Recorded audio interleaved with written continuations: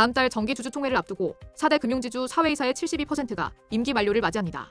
금융당국의 강력한 지배구조 개선 요구와 맞물려 대대적 물갈이가 불가피할 전망인데요. 4대 금융지주의 현재 사회이사 32명 중 23명의 임기가 다음 달 정기주주총회 이후 종료됩니다. 특히 KB금융, 하나금융, 우리금융의 이사회 의장이 동시에 교체될 가능성이 높아 금융권 지배구조의 대변혁이 예상되는데요. KB금융은 7명의 사회이사 가운데 6명이 임기 만료를 앞두고 있습니다.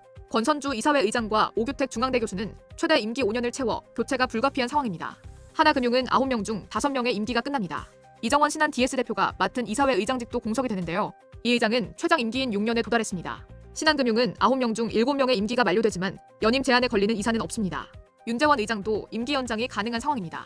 금융감독원은 금융지주 이사회의 대대적 개편을 강하게 요구하고 있습니다. 사회이사가 장기 연임하면서 경영진과 유착관계가 형성되고 견제 기능이 약화된다는 판단에서인데요. 이복현 금감원장은 금융지주에서 최고 경영자나 사회이사 선임 과정에 경영진 참호 구축 문제가 발생하지 않도록 해야 한다며 이사회 쇄신 필요성을 강조했습니다. 금감원은 지난 13일 금융연수원, 5대 금융지주와 함께 사회이사 양성 및 역량 강화를 위한 업무 협약을 체결했는데요. 금융권에서는 3월 주총을 앞두고 당국이 사회이사 쇄신 의지를 재확인한 것으로 해석했습니다. 우리금융은 대대적인 이사회 개편이 예고됐습니다. 7명의 사회이사 중 5명이 임기 만료를 앞둔 가운데 과점주주가 추천한 사회이사 5명을 임기와 관계없이 전원 교체하기로 했는데요. 이는 최근 동양생명, ABL생명 인수 과정에서 이사회가 거수기 역할을 했다는 금감원의 지적이 결정적 계기가 됐습니다. 금감원은 우리금융이 인수 합병 추진 시 리스크관리위원회의 사전 심의 절차를 제대로 거치지 않았다고 지적했는데요. 새로운 사회이사는 IMM-PE를 제외한 4개 과점주주가 각각 1명씩 추천할 예정입니다. 하지만 금융권에서는 대대적 교체가 쉽지 않을 것이라는 관측도 나옵니다. 사회이사의 막중한 책임과 역할 때문에 적임자 찾기가 쉽지 않다는 이유에서인데요.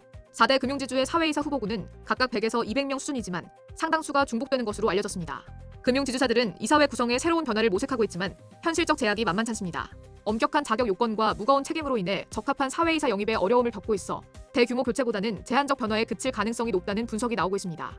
4대 금융지주는 이달 말 새 사회이사 후보를 확정하고 다음 달 26일 전후로 정기주주총회를 개최할 예정입니다.